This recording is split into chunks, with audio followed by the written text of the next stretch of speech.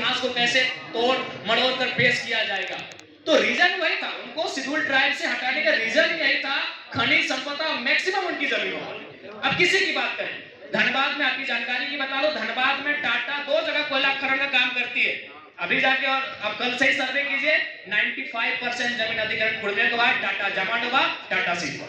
2 example, Tata Dhanbad जिले में 2 ही जगह कोयला खनन का काम करती है और 95% जमीन मैं कह रहा हूं, हो सके 10-20 ऊपर नीचे आप कर सकते सर्वे में, वो कुड़मियों की जमीन है। मेन रीजन यही, और आप कोलांचल के लोग समझेंगे कुड़मियों के दर्द को कि शेड्यूल ट्राइब्स ने क्यों हटाया गया, रीजन यही था।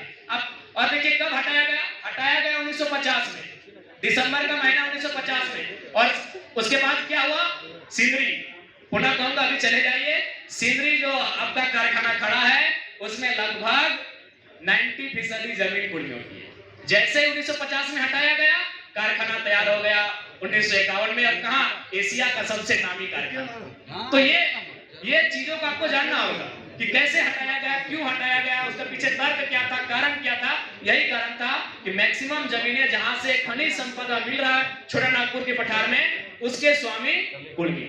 आदिवासियों को कैसे समझाएंगे आप कि हम, देखिए आदिवासी बंधुओं को भी समझना होगा, उनको भी समझना चाहिए। देखिए उनके माइंड में एक ये चीज डाल दिया जाता है कि 26% का जो आरक्षण आपको दिया जा रहा है राज्य सरकार, उसमें अगर कुड़मियों की एंट्री होती है तो उसमें आपका हकमारी होगा। दूसरा बात, कुछ सीटें जिनमें कुड़मी लड़ सकते हैं, कुछ सीटें हैं जिनमें अगर कुड़मी शेड्यूल ट्राइब की सूची में शामिल होते हैं तो वो लड़ सकते हैं। बाकी संथाल परगना की सीटें, गुमला की सीटें, सिमडेगा की सीटें, खूंटी की सीटें, लातेहार की सीटें, लोहरदगा की सीटें, वहां से कुड़मियों का कोई विशेष वास्ता नहीं है। आपने कोशिश क्यों नहीं किया कि आदिवासियों की एक जनसभा बुलाई जाए, उसमें उनको समझाया जाए? देखिए आप भी तो एकेडमिक लोग हैं, अच्छा एक बात बताइए, क्या कुड़मियों की जो मांग है वो केवल मैंने समर्थन किया है, शिबू सोरेन जी ने समर्थन किया है, रामदयाल सिंह मुंडा जी ने समर्थन किया है, बागुल सुमरे जी ने समर्थन किया है, मीर साहब ने समर्थन किया है, सूर्य सिंह बेसरा जी ने समर्थन किया है। कई ऐसे तेज तरह आदिवासी नेता जिनका इस राज्य की राजनीति में बहुत ऊंचा दर्जा है, कद है, उन्होंने समर्थन किया। आज क्या झारखंड मुक्ति मोर्चा और कांग्रेस जैसी पार्टियां इसका समर्थन कर रही है क्या? देखिए झारखंड मुक्ति मोर्चा तो अपने हर वादे में खिलाफ चली गई। सरकार बनाने के बाद उन्होंने जो जो वादा किया था, बड़ी मुश्किल से उन वादों को उन्होंने पूरा किया है।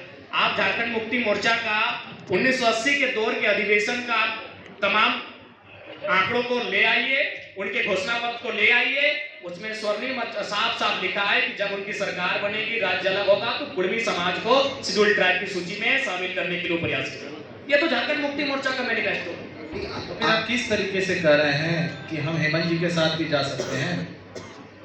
नहीं, ये हमने तो आपको एग्जैक्ट नहीं कहा है, हमने ये पहले ये कहा है कि परिस्थितियां देखी जाएंगी। अब वो परिस्थितियां होंगी भी नहीं भी होंगी, ये जरूरी नहीं कि वो परिस्थितियां मेरे सामने आ ही जाएंगी, नहीं भी हो। ये संभावना है, राजनीति संभावना, राजनीति में संभावना है, राजनीति संभावना, खेले राजनीति संभावना। अच्छा जयराम बिहार भी चले जाते हैं, खान सर के क्यों नहीं जाएंगे? हम वही जानना चाहते हैं क्यों जा रहे हैं, क्यों नहीं जाएंगे? यहाँ एक सीट पर हम सिमटे हैं, बिहार भी आप खोजना चाह रहे हैं, कैसे आप कर रहे हैं? हम वहाँ अगर कोई हमें प्रचार के लिए बुलाए, हमें लगा कि व्यक्ति अच्छा है, जैसा हम झारखंड में खान सर ने कहा या विपिन सर ने कहा? विपिन सर बेचारे मिलने आए यहाँ, हाँ बिल्कुल हमारे रांची आवास मिलने आए, उन्होंने आके हमसे कहा कि मित्र एक दिन आइए हमारे कार्यक्रम में, तो हमने उन्हें वचन दिया और हम चले गए। आपके जाने का असर नहीं हुआ, मात्र 7,000 वोट लेकर आते हैं। नहीं देखिए आप भी जानते हैं 7,000 वोट बहुत हुआ, इसलिए बहुत हुआ। मैंने आप हराने के लिए गए थे? नहीं, हम जानते थे कि परिणाम बहुत मुश्किल है, लेकिन इसका मतलब ये हम वो शख्स है, जैसे ना यहाँ पर महाभारत को याद करते कर्ण को मालूम था कि अंजाम बहुत बुरा होगा, लेकिन वो रणभूमि से नाता नहीं था। हमको भी मालूम है कि विपिन सर अभी नए नए चुनाव लड़ रहे, मुखिया से सीधे विधायक का चुनाव लड़ना अभी इंडिपेंडेंट, कोई बिहार की राजनीति में संभव नहीं है। लेकिन ये तो हमारी सोच थी, हमारा हिम्मत था कि भाई परिणाम क्या वो मतलब नहीं है, हमारे एक मित्र ने बुलाया है, वो जाएंगे और गए। तो जयराम अपनी पार्टी का विस्तार बिहार में करने जा रहे हैं, वो समय तय करेंगे। देखिए सबसे पहला बात है कि जितना लुगवा ततना घुगुआ, हमारी भाषा में कहा हुआ था कि जितना लुगवा ततना घुगुआ। तो अभी हम लोग झारखंड में देख रहे हैं कि भाई नए नए आए हैं, अभी हम लोग अच्छा काम कर रहे हैं, लोगों का सपोर्ट मिल रहा है, उसी में तमाम जो हमारे ओपोनेंट पार्टियां हैं हमें तोड़ने में मड़ोड़ने का प्रयास कर रही हैं। तो हम लोग पहले झारखंड को प्रयास करेंगे, फिर अगर हमें लगा कि हम सशक्त हो चले हैं, हमारा वहां एंट्री होना चाहिए, हम लोग जाएंगे। अच्छा जयराम जी, देश में कई ऐसे उदाहरण रहे जो क्रांतिकारी यानी आंदोलन और क्रांति करके जो नेता सत्ता में आए, उनका करियर बहुत लंबा नहीं रहा। उदाहरण के लिए अरविंद केजरीवाल देख सकते हैं, जिस तरीके का आंदोलन उन्होंने किया उसके बाद आज कहीं ना कहीं सत्ता से गौन है। जयराम महतो उसी तरह का किसी आंदोलन से उपजे, आज आप निश्चित तौर पर विधायक हैं। क्या कुछ रोड मैप है कि आप आगे भी इसी तरीके से जो है बने रहेंगे, या फिर आगे आपका पार्टी का विस्तार होगा, सीटें जीतेंगे, एक थर्ड फ्रंट बनाएंगे झारखंड में? बिल्कुल, हमारा रोड मैप आने वाले सालों का यही है कि सबसे पहले संगठन का विस्तार किया जाए। जहां जहां संगठन का विस्तार होगा वहां जनता के मुद्दे क्या है, उन मुद्दों के साथ अपने आप को कनेक्ट करना, उन मुद्दों के साथ खड़ा रहना और प्रयास करना। देखिए, जनता काम करने के साथ साथ जो लोग काम करने का प्रयास करते हैं उनकी भी सराहना करते हैं कि भाई इस शख्स ने मेरे लिए प्रयास किया था। तो हम लोग वो काम करेंगे आने वाले जो 4 साल हमारे बचे हैं, और निसंदेह हमें पूर्ण आशा है कि जनता का आशीर्वाद अगर अगला जो चुनाव होगा उसमें इस बार की तुलना में ज्यादा मिलेगा। ये जो आपका अब तक का राजनीतिक का जो सफर रहा है, हम लोग देखते हैं कि जयराम बहुत उग्र हैं। जिस तरीके से आप अधिकारी पदाधिकारियों से बात करते हैं, जिस तरीके से स्पीकर ऑन करके और अधिकारियों को फटकार लगाते हैं, थोड़ी कमी आई है मुझे लगता है। पहले जिस तरीके पिछले कुछ दिनों में, पिछले कुछ महीनों इधर में से लगता है थोड़ा बैलेंस बना। आपको लगता है कि ये तेवर राजनीति में कम होना चाहिए, या फिर ये तेवर, क्योंकि लोग इस तेवर को पसंद करते हैं, लेकिन राजनीति के सेहत से देखेंगे तो ये तेवर बहुत लंबे समय तक नहीं चल सकता है। देखिए, ऐसा तेवर होना ही नहीं चाहिए, लेकिन परिस्थितियां इसको तय करती हैं। आप भी जानते हैं कि आज ब्यूरोक्रेट्स की क्या स्थिति है, किसी से छुपी नहीं है। इसी बार की विधानसभा में मैंने तो विधानसभा में भी नाराजगी जताई थी। ऐसा नहीं, बहुत सारे लोग कहते थे कि भाई सदन का एक अलग माहौल होता है और आप मीडिया के सामने कुछ भी कह देते हैं, भाषणों में कुछ भी कह देते हैं। तो मैं जो मीडिया में कहता हूँ, जो मैं भाषणों में कहता हूँ, सभाओं में कहता हूँ, मैंने वही सदन में भी उठाया। और ये सच्चाई है। अगर मान के चलिए प्रशासनिक व्यवस्था ठीक से काम करेगी तो जाहिर सी बात है हमें तेवर दिखलाने की कोई आवश्यकता नहीं, ना हमें उग्र रूप धारण करने की आवश्यकता है। ये परिस्थितियां तय करती है। अगर हम व्यक्तिगत मेरी बात करें तो हम भी चाहेंगे कि हर एक IAS IPS से मेरा रिश्ता अच्छा हो, मेरा गुडविल हो, हम भी उनके कार्यक्रमों में उपस्थित हों। लेकिन अगर जनता के दृष्टिकोण से देखा जाए तो आपका त्योहार, आपकी आक्रामकता, आपकी उग्रता जनता का कार्य तय करती है, जनता के तरीके तय करते हैं कि भाई जनता किन तरीकों के साथ, लोगों के साथ, अधिकारियों से मिल रही है, उनका समाधान कैसा हो रहा है। अगर समाधान हो जाएगा तो हमें इन त्योहारों की कोई आवश्यकता नहीं। जयराम महतो ने अभी खुद आपने कहा कि 5-6 विधानसभा क्षेत्र जो है उसमें पूरी मेहनत कर रहे हैं, इस इलाके में खासकर इन 3 जिलों में।